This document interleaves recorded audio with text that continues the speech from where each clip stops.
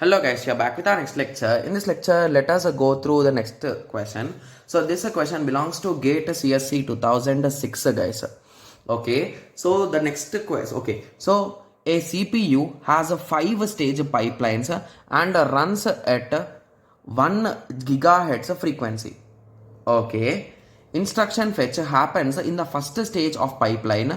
A conditional branch instruction computes the target address and evaluates the condition in the third stage of the pipeline. Okay, so let us draw the diagram, so don't worry. The processor stops fetching for new instructions following a conditional branch until the branch outcome is known. Okay, so a program executes 10 power 9 instructions of 20% of a conditional branch. If each instruction takes one cycle to complete average, the total execution time for it is okay. So this is a type of direct question guys, if you ask me, right? Yes.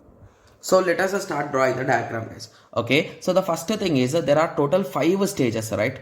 Stage 1, stage 2, stage 3, stage 4, stage 5.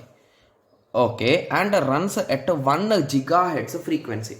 Okay, so they clearly gave the clock frequency also, right? So the clock runs at 1 gigahertz. Okay, yes. So let us continue. Instruction 1 fetch happens in the first stage of a pipeline. So this is instruction fetch guys. I'll be writing with IF. Okay, a conditional branch instruction computes the target address and evaluates the condition in the third stage. So here the evaluation is going on about those conditional things. Okay, so the processor stops fetching a new instruction following a conditional branch until the branch outcome is known. Okay, so basically if a particular instruction is known that it is a branch instruction, we are not going to run two other parallel instructions guys. So basically if you recall, the instructions will run in this way, right? So one instruction after the other instruction. So if we understood that this is a branch instruction, we will not run them in parallel. So that is the logic which they are saying here. Okay, yes. So a program is having 10 power 9 instructions, out of which 20% of conditional branches. Okay, so if each instruction takes one cycle, okay, so how many conditional branches are there guys? So 20% instructions will skip these kind of things, will not allow the lower ones to run. Okay, so if each instruction takes one cycle, what will be the result? Okay, so I think this question is a bit easy, right? Yes. So did they give how much time it will take guys? So first of all, let us convert this guys. So this is nothing but the number of clocks, right? Yes. So if we want to time, this is frequency, right? Indirectly, yes. So frequency is equals to 1 by t. So t is equals to 1 by f. So it is nothing but 1 by gigahertz. So 1 by gigahertz can be written as 1 into 10 power 9 seconds.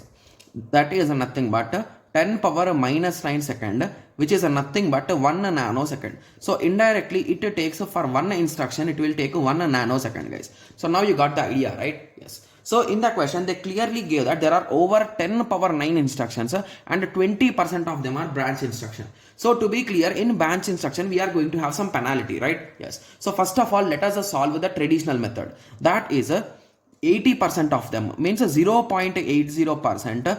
Okay, will take 1 nanosecond. Okay, and how many instructions are there? So total 10 power 9 instructions are there. Okay, so with this multiplication, with the first and last multiplication, we will get the number of instructions which are not conditional branch, right? Yes, and we can multiply it with the nanoseconds, so we will get the total time taken. Okay, so shall we calculate it now itself? So let me take the calculate down. Okay, so 0.8. Okay, so we can directly, I think, just give me a second. We can cancel them, right? Why do I need calci? It is 10 power minus 10. This is 10 power plus 9. So the result is 0.80. Okay, so that is the time for our normal instructions. Okay, coming to the rest of the instructions. So that is a 0.20 into 10 power 9. So these are our left out instructions, right? Yes. So how much time do these guys take, guys?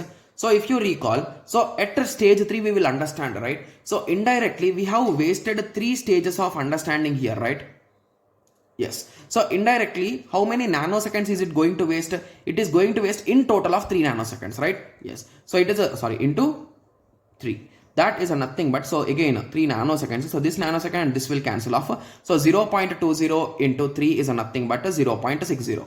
The result is 1.4 nanoseconds. So nanoseconds are gone, right? So seconds. So option C will be the correct answer. It's a quite easy question. It's a direct question, guys, if you ask me, right? Yes. So now I hope everyone got a clear idea with respect to this question. So in the next lecture, let us continue with the next question. Thank you. Thanks for watching. Like, share and subscribe for more awesome videos like this. Thank you.